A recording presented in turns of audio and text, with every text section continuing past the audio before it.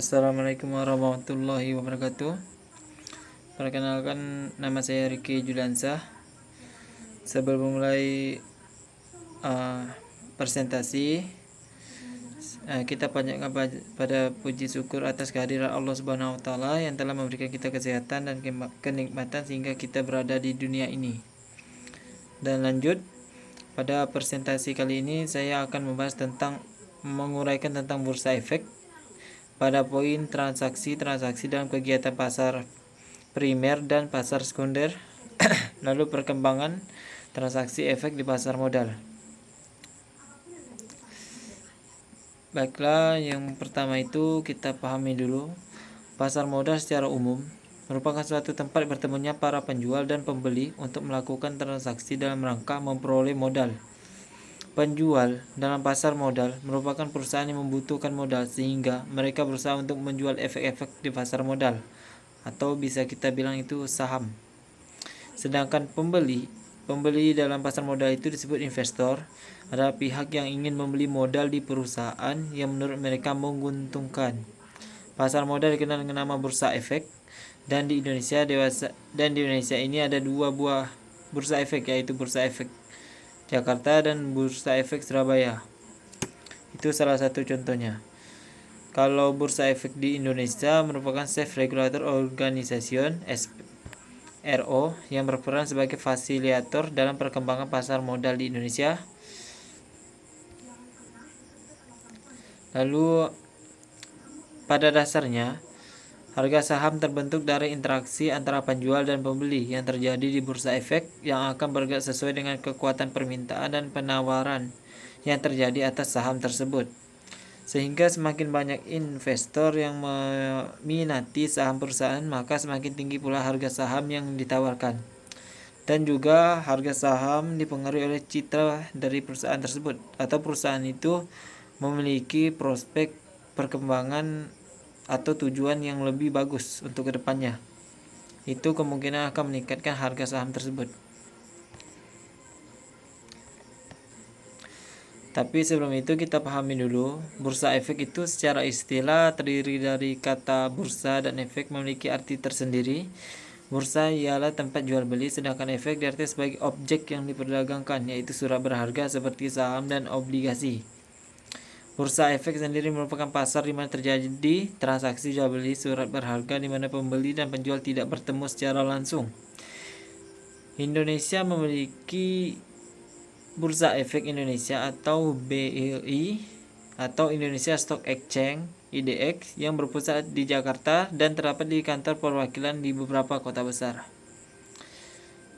Dan Bursa Efek Indonesia atau BEI merupakan lembaga legal dari pemerintah yang menyelenggarakan jual beli saham dari perusahaan yang telah IPO atau bisa bilang Initial Public Offering.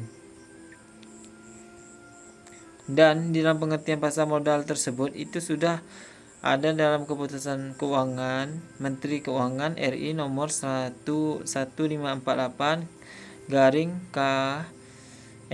KMK garing 90 adalah suatu sistem keuangan terorganisir, termasuk di dalamnya adalah bank-bank konvensional, semua lembaga perantara di bidang keuangan, serta keseluruhan surat-surat berharga yang beredar.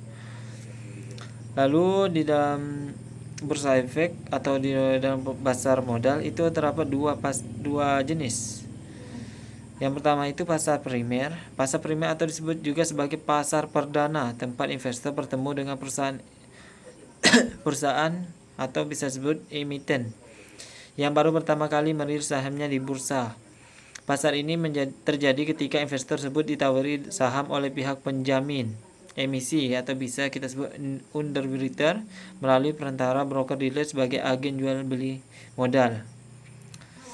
Pasar modal primer juga memiliki karakteristik, diantaranya pihak perusahaan ini menawarkan saham yang mereka rilis. Lalu yang kedua, jadi karena harga saham ini tidak ditentukan oleh mekanisme pasar, maka umumnya harga saham dalam pasar ini cenderung tidak berubah atau tetap, karena perusahaan ini masih baru dalam peluncuran bursa efek tersebut. Lalu bebas biaya transaksi beli. Jadi kalau itu poin ketiga, bebas biaya transaksi beli. Lalu poin keempat, jika jumlah saham yang ingin dibeli oleh investor melebihi jumlah saham yang ditawarkan emiten disebut sebagai oversubscribed, maka investor akan mendapatkan saham dengan jumlah yang lebih sedikit daripada jumlah yang mereka pesan. Lalu periode waktu jual beli perusahaan saham perdana atau primer tersebut itu ada memiliki waktu terbatas. Lanjut ke jenis yang kedua, yaitu pasar sekunder. Pasar sekunder tersendiri adalah suatu tempat para investor bertemu untuk menjual dan membeli saham yang telah dirilis oleh perusahaan yang sebelumnya telah tercatat sebagai emiten di bursa. Berbeda dengan pasar primer yang hanya terbuka transaksi beli saja. Dalam pasar ini investor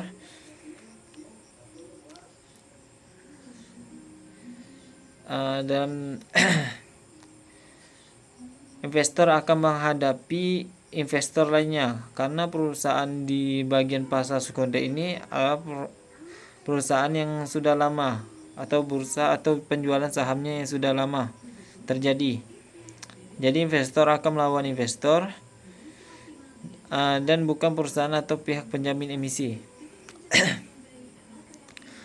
Lalu pasar sekunder juga memiliki karakteristik yang pertama itu harganya saham fluktuatif. Lalu yang kedua, terdapat biaya jual dan biaya beli yang harus dibayarkan oleh investor yang ingin menjual atau membeli saham. Lalu yang ketiga, investor dapat menjual atau membeli saham sejumlah berapapun yang mereka mau. Lalu yang keempat, investor ingin menjual atau membeli saham harus melakukan input penawaran dan permintaan ke sistem yang telah disediakan oleh bursa efek. Lalu untuk perbedaan dari pasar primer dan sekunder itu tersendiri. Yang pertama itu perubahan harga saham atau efek lainnya. Jadi itu pertama perubahan harga saham. Lalu itu penetapan harganya. Kalau di primer itu harganya tetap, kalau sekunder itu harganya berubah-ubah. Lalu biayanya seperti investor yang membeli saham di pasar primer tidak dikenakan biaya transaksi, sedangkan investor yang melakukan jual beli di pasar sekunder dikenakan biaya transaksi. Pihak-pihak yang melakukan transaksi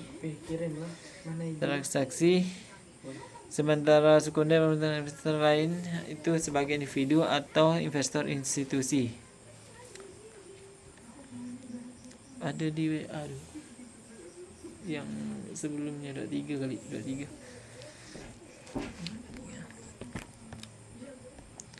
Lalu lanjut pada poin ketiga, perkembangan transaksi efek di pasar modal. Lalu dalam sejarah pasar modal Indonesia, kegiatan jual beli saham dan obligasi mulai pada abad 19. Menurut buku Efek GIS yang dikeluarkan oleh Fingering for den Evenpandel pada tahun 1939. Jadi jual beli efek ini telah berlangsung sejak 1880 pada tanggal Desember 1912. Lalu di aktivitas yang sekarang diidentikan sebagai aktivitas pasar modal yang sudah ada sejak pada tahun 1912 di Jakarta. Aktivitas ini dilakukan oleh orang-orang Belanda di Batavia yang dikenal sebagai Jakarta saat ini. Sekitar abad 19, pemerintah kolonial Belanda mulai membangun perkebunan secara besar-besaran di Indonesia.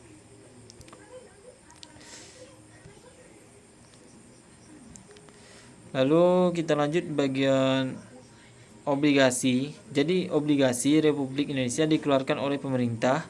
Peristiwa ini menjadi mulai aktifnya kembali pasar modal Indonesia yang didahulunya dengan diterbitkannya Undang-Undang Darurat Nomor 13 tanggal 1 September 1951 yang kelak ditetapkan sebagai Undang-Undang Nomor 15 tahun 1952. Setelah terhenti 12 tahun, adapun penyelenggara diserahkan kepada beberapa Perserikatan Perdagangan Uang dan Efek-efek atau bisa dibilang PPUE yang terdiri dari 3 bank, negara, dan beberapa makalar efek lainnya. Jadi yang seperti kita ketahui di dalam perkembangan pasar modal itu setiap tahun atau setiap perkembangan selanjutnya pasti akan mengalami perubahan. Jika kita melihat dari perkembangan mutakhir saya ini dapat kita lihat itu cyber law atau kejahatan cyber. Cyber tersendiri itu merupakan sebuah kejahatan di dalam jaringan internet atau di jaringan online. Untuk itu di dalam pasar modal memerlukan cyber law atau keamanan di dalam internet tersebut. Karena saking maraknya teknologi yang saat ini beredar, sehingga memudahkan seseorang itu untuk menjual dan membeli bursa efek secara mudah.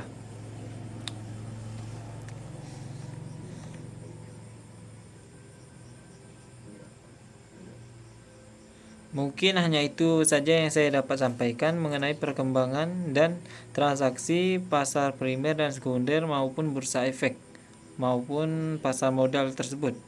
Sekian dan terima kasih. Wassalamualaikum warahmatullahi wabarakatuh. Baik, selanjutnya di sini saya sebagai materi kedua, yang dimana di sini saya akan menjelaskan mengenai materi keempat cyber law, yang dimana pada materi-materi sebelumnya sudah dijelaskan oleh pemateri pertama mengenai cyber law, yaitu hukum cyber yang merupakan istilah hukum yang terkait dengan pemanfaatan teknologi informasi, dan istilah lain juga digunakan adalah hukum teknologi informasi atau disebut dengan Law of Information Technology. Nah, cyber law ini adalah hukum dunia maya, yaitu virtual world law dan hukum mayantara. Nah, istilah-istilah tersebut itu lahir dalam kegiatan internet dan juga pemanfaatan teknologi informasi yang dimana berbasis virtual. Cyber law sendiri itu merupakan hukum yang bersifat khusus, yang dimana secara luas cyber itu meliputi tindakan kejahatan internet, namun juga aturan-aturan yang melindungi para pelaku seperti e-commerce, e-learning, pemegang hak cipta, rahasia dagang, paten, dan signature, dan masih banyak lagi. Nah, mengenai aspek hukum yang menjamin keamanan dan setiap pengguna internet itu dalam ketentuan hukum memformulasikan aspek kepemilikan di dalam internet, yaitu aspek-aspek di sini itu sangat banyak sekali. Yang pertama itu ada aspek hak milik intelektual, yang dimana pada aspek ini yaitu membahas mengenai memberikan perlindungan hukum bagi pembuat karya contohnya itu pada hak cipta maupun juga hak paten. Yang kedua itu yurisdiksi hukum dan aspek-aspek terkait, yaitu membahas mengenai komponen yang dimana menganalisa dan menentukan keberlakuan hukum tersebut. Dan juga di sini terdapat aspek kerahasiaan yang dijamin oleh ketentuan hukum yang berlaku di masing-masing yurisdiksi negara. Lalu juga ada aspek hukum yang dimana menjamin keamanan dari setiap pengguna internet. Yang selanjutnya itu ada juga ketentuan hukum yang dimana memformalisikan aspek kepemilikan dalam internet sebagai bagian pada nilai investasi. Lalu juga ada aspek hukum yang memberikan legalisasi atas internet, yang dimana sebagai bagian dalam perdagangan maupun bisnis usaha. Dan juga selanjutnya itu ada aspek merek dagang, yang dimana dalam aspek ini meliputi identifikasi dan membedakan suatu sumber barang maupun jasa, yang dimana telah diatur dalam undang-undang merek. Dan juga di sini ada aspek fitnah, yang dimana terdapat pencemaran nama baik yang meliputi gangguan ataupun pelanggaran terhadap reputasi seseorang berupa pertanyaan yang salah. Yang selanjutnya itu ada aspek privasi. Dan juga di sini penerapan cyberlaw yaitu yang dimana semakin banyaknya kejahatan di dunia maya ini yang dapat dilakukan oleh banyak pelaku. Maka cyberlaw sendiri itu membuat agar kejahatan dalam dunia maya itu tidak semakin meningkat dan juga agar keamanan dapat terjaga.